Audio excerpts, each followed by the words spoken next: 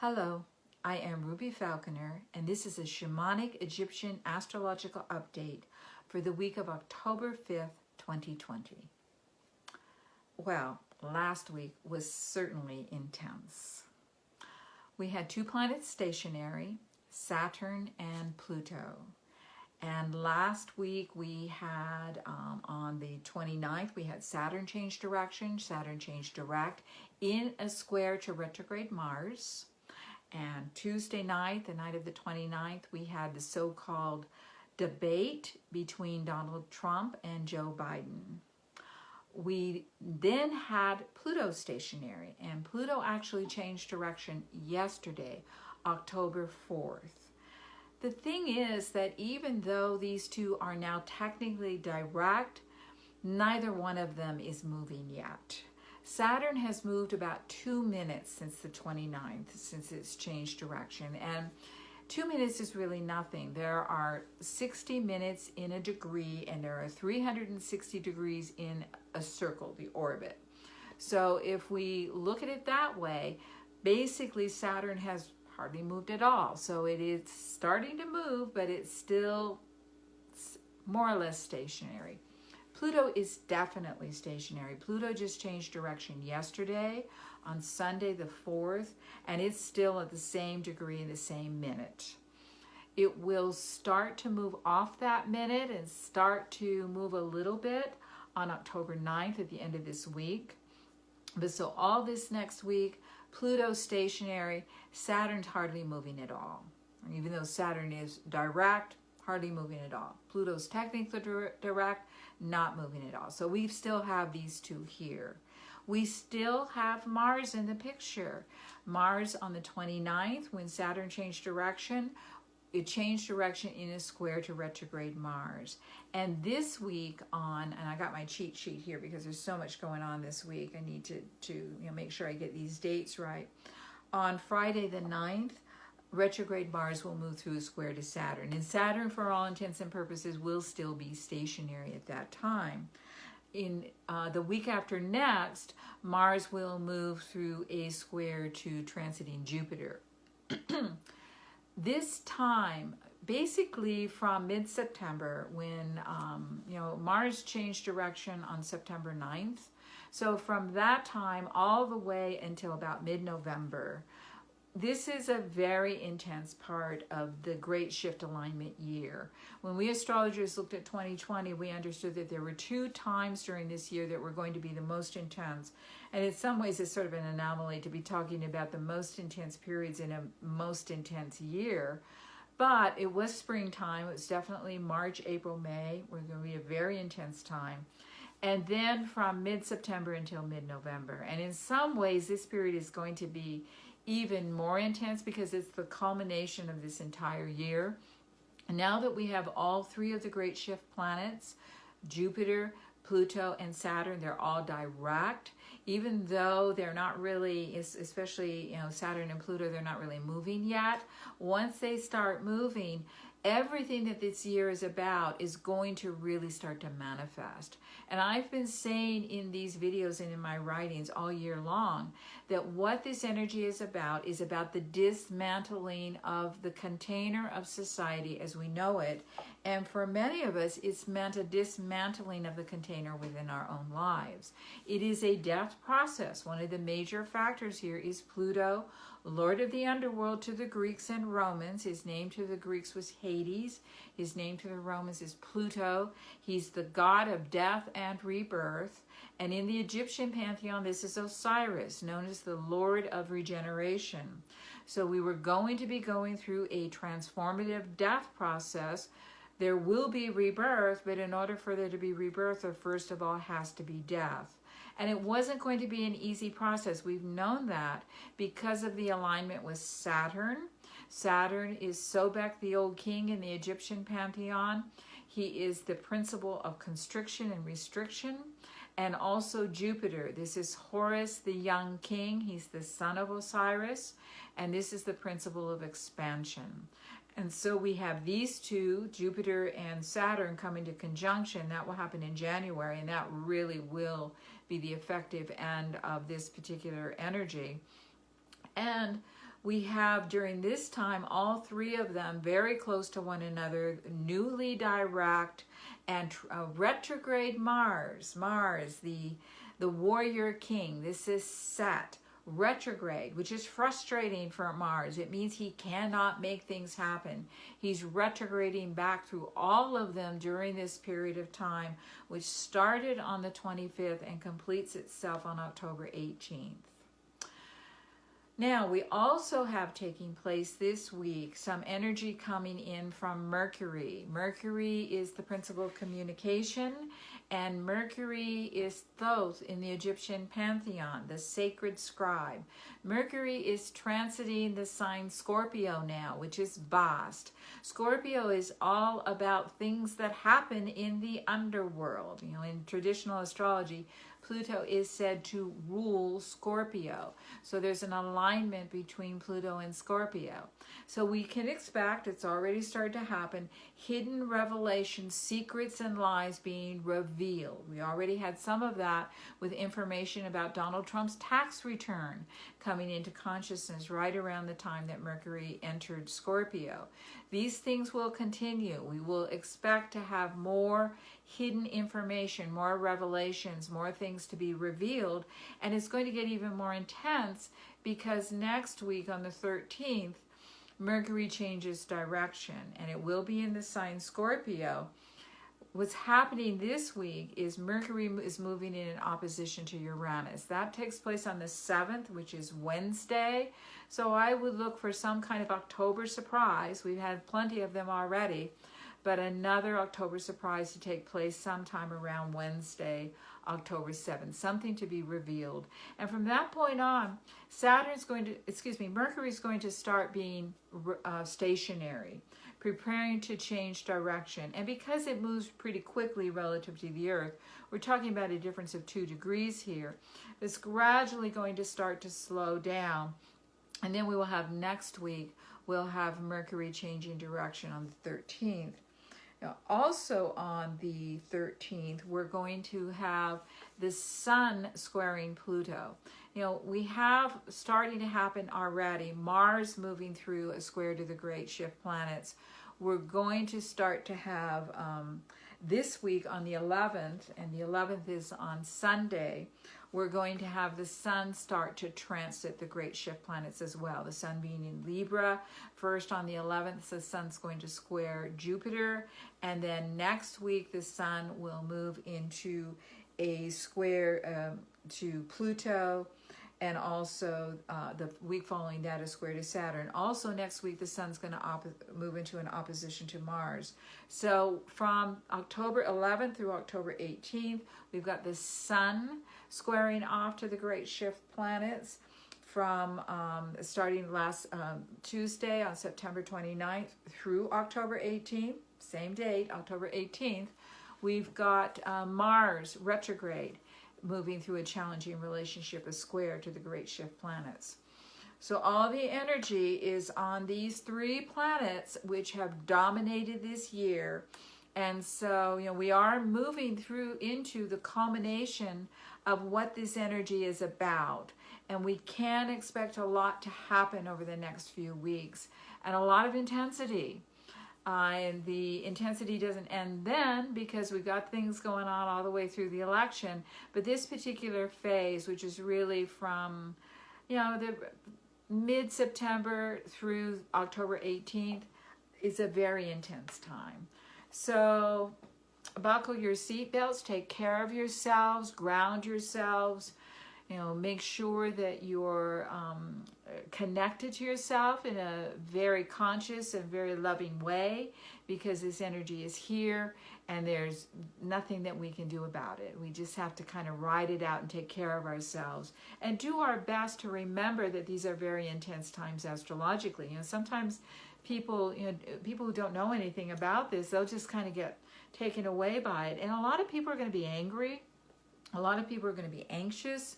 A lot of people will be fearful. A lot of people, when they are fearful and anxious, they get angry. So we can expect that energy to be very present during this time. And we all need to be taking care of ourselves.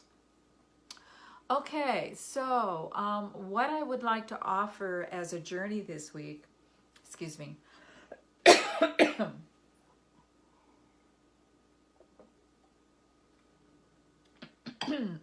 is part 2 of something that we did last week. Last week, I offered a journey with both Saturn and Pluto. And if those of you who listened to my video from last week, one of the things that I talked about was how this entire year is about the conjunction, the alignment between Saturn and Pluto. And just to remind you, that begins a approximately 35 to 38 year cycle. And so it's a big deal from an astrological perspective. We are entering a new era. And that time, it's a birth into a new era. And birth is chaotic and birth is messy. So, that's a lot of the energy of this year. When you think about who these two are, we've got Saturn, the principle of constriction, Pluto, the principle of transformation. So Saturn is attempting to keep transformation from happening. Pluto is bursting out of Saturn's bonds, so to speak, and making transformation happen. But it's not a pretty or easy process, or a pretty process. It's intense as these two struggle with each other.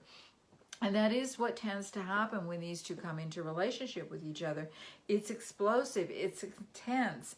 It's kind of like it has a pressure cooker kind of energy to it. As there's this container holding on for dear life, but then there's this very explosive energy that's quite capable of blowing the container to bits. So, that's the energy of this entire year, and it certainly has been intensified over this last week as both these two have been changing direction. So last week, what I offered was an opportunity to go on a journey with Saturn and Pluto and ask Saturn to show you, each of you, what it is that is ready to die, what it is that you're ready to let go of. And it's important to personalize this. We're all part of our larger society and the things that are going on in the world, but we also have ways that all these energies are affecting us on a very personal level. And all of our lives are being transformed. All of our containers are being dismantled in some way or another. So it's important for us to remember that we do have some power in this situation. And one of the ways that we can exercise this power is, first of all, by consciously cooperating with that which is ready to die and to allow ourselves to open up to new energy that wants to come in. So first of all, we looked at in our journey last week what it is that wants to die. And we also had Pluto come in so that we could lay on the altar, we could give to him that which we're ready to let go of, that we're ready to allow to die. And so today we're going to go on a journey with Pluto, and we're going to allow him to basically transform and kill off and plant the seeds for the new thing that wants to be born. And one of the reasons I love the Egyptian pantheon so much is precisely the way they treat the archetype of Pluto. Because while Pluto in the Greek and Roman myth is the lord of the underworld, this is the place where souls go when they die, to the Greeks and Romans. And to the Greeks and Romans, they didn't have a concept of heaven. They believed that you wandered forever in the underworld. You were a shade and you wandered forever, which doesn't sound very pleasant. The Greeks called this realm Hades realm, which of course for us is another word for hell. And that's an important piece for us philosophically to understand why we sometimes have so much resistance to transformation, to change, to death, with so much fear of death, because it feels like we're going to get caught in an endless cycle, a depressing cycle where we're never going to be able to get out of it. But in Osiris, in his myth, in his Egyptian myth, he was killed. He was killed by Set, the warrior king, who is his brother, not once but twice. But he also, in the process of death, becomes a father. And his son is Horus, the young king. This is Jupiter in traditional astrology. So out of his death comes new life. And so we're going to ask Pluto, Osiris, to take this energy of whatever it is that we're giving away and allow it to be transformed into some seedling that is going to be ready to grow and ready to take life in the coming weeks and months. And for those of you who perhaps would like to go back, if you didn't watch my video from last week, if you would like to experience that, the actual journey itself starts in last week's video. It was posted on Facebook on the 28th. It starts around 17:30 in, 17 minutes, 30 seconds in. So, you know, you could go back and listen to that that journey if you want to. You can listen to, you know, everything that I talked about the Saturn-Pluto alignment as well, if you want to listen to the whole thing. But if you just want to do the journey, it's at 17:30. So let's get going with today's journey, which is with Osiris, the Egyptian god of regeneration. And regeneration is about something dead being brought back to life. You know, it's about life coming out of death. And so I invite you to take a nice deep breath, get comfortable.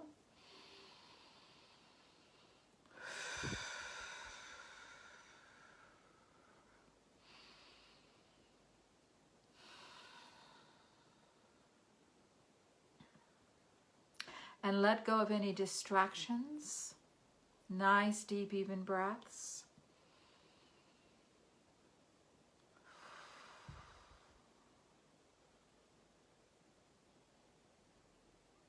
And I want you to imagine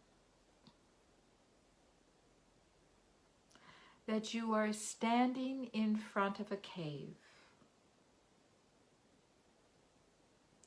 And for those of you who went on this journey last week, this may be the same cave that you were standing in front of last week. It might be a different one. Whatever appears for you, it's right. Allow it to be.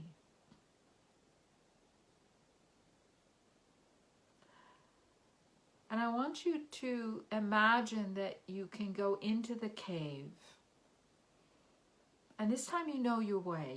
You've been this way before. And you can find your way through the cave and come all the way to the cavern, the circular cavern that is in the center of the cave.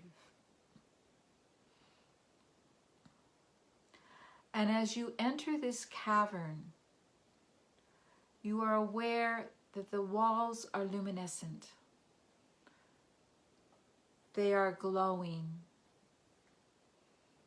with a deep green light.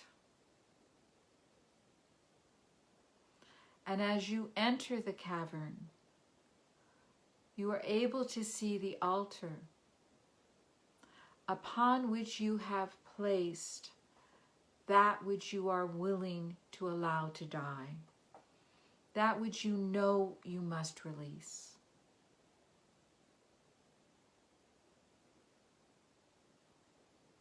This might be a job, it might be a place, it might be a relationship, an aspect of a relationship, a behavior, a thought process, an addiction. It could be anything. If you were with me last week, you know what it is. You've put it on the altar and you've let it be there for this entire week. And if you're just joining me for the first time, put something on the altar now, something that you know it's time to let go of. And you become aware that there is a being who is approaching the altar from the other side. This is Osiris. He may come to you in his form as an Egyptian god. He may come to you in some other form. Whatever it is, allow it to be. He comes forth to the altar and he places his hand upon that which you have given him. Some symbolic representation of that which you are releasing, that which you are ready to let go of.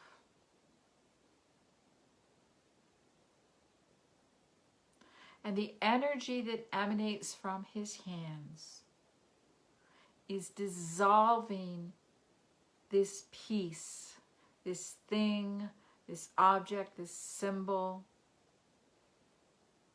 this thought process, this behavior. It's turning to dust.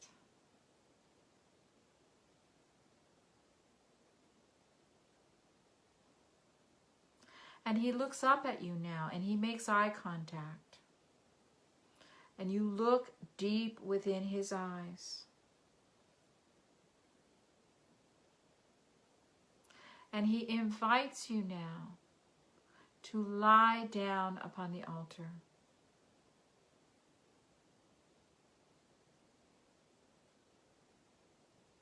To lie down in the dust, the ashes, the remains of that which you have released, that which you have let go.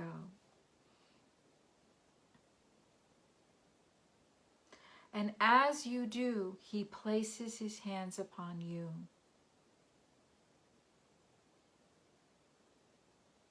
And you can feel the energy in his hands, rearranging you, killing off your attachment to that which no longer serves you, that which you cannot take with you into this next era that we are preparing to move into, that which must be released. It can't go with you. It's done. It's served its time.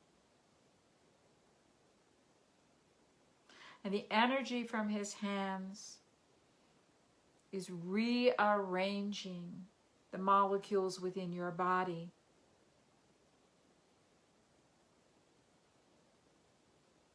And out of the ashes, something new is going to begin to grow.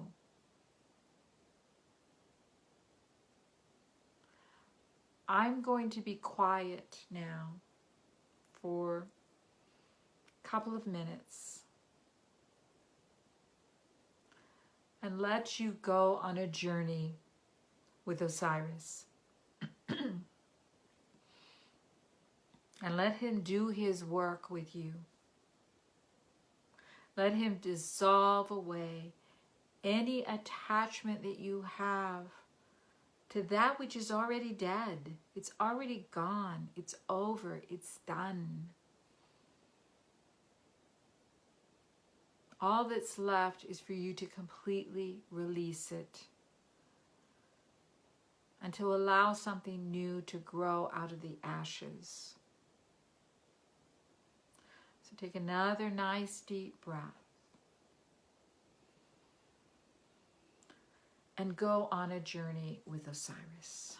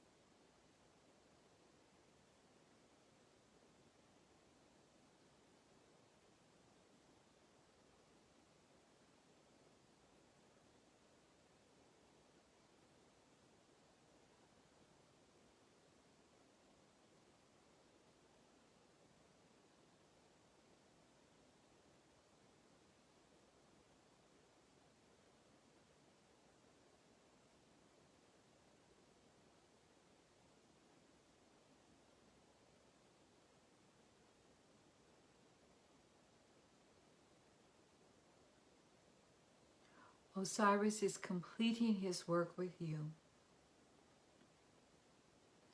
He's using his hands to seal away, sever away that which has been released, and to activate new life, a stirring in the molecules, within the cells, within your body, a stirring deep within you. The beginning of the beginning. The very first initiation of new life, a quickening deep within you. Nice deep breath. Let Osiris continue his work. And he may give you a vision, a message of who you are becoming, who you are meant to be.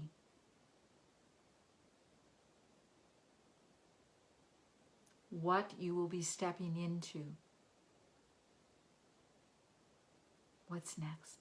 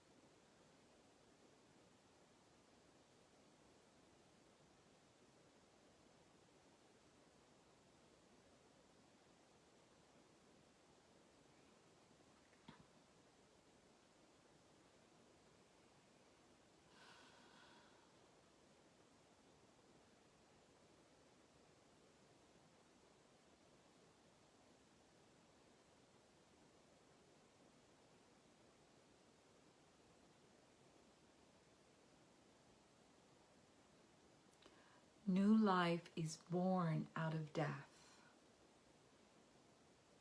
Everything dies, that we know. We sometimes forget that life follows death. It's understandable. It's our philosophical heritage to be afraid of death and change. But we are changing that. We are understanding the eternal cycle of death, rebirth, death, rebirth, death, rebirth. This is Osiris. This is who he is.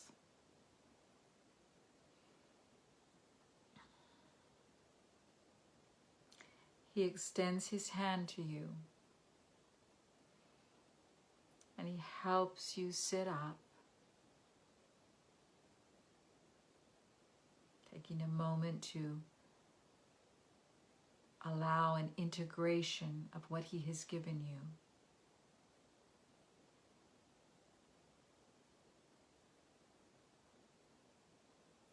And the two of you are joined now by his consort, his beloved, Isis. She who is with us through every process of transformation and change. She has been with you all week long, holding you as you've moved through the intensity of this week.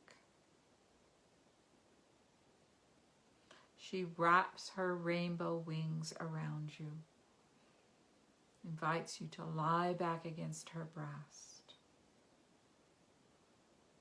She is always with you. You are never alone. Nice deep breath. Enjoy being held by the wings of Isis.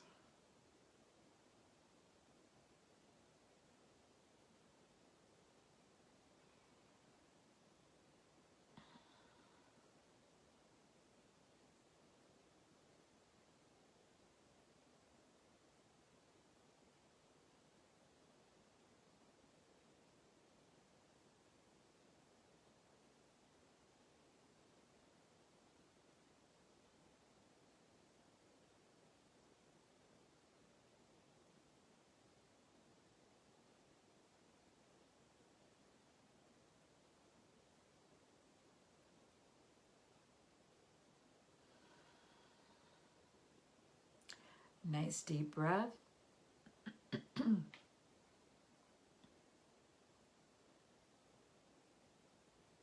Knowing that the seeds are planted.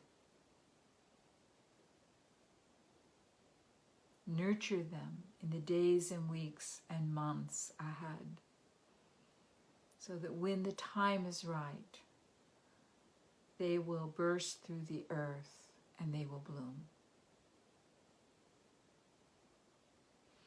Giving thanks to these two beautiful beings, Osiris and Isis. Nice deep breath coming back into the room.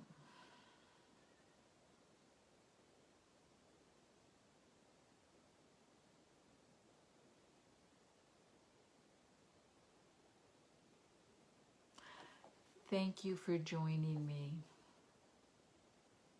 We will talk again.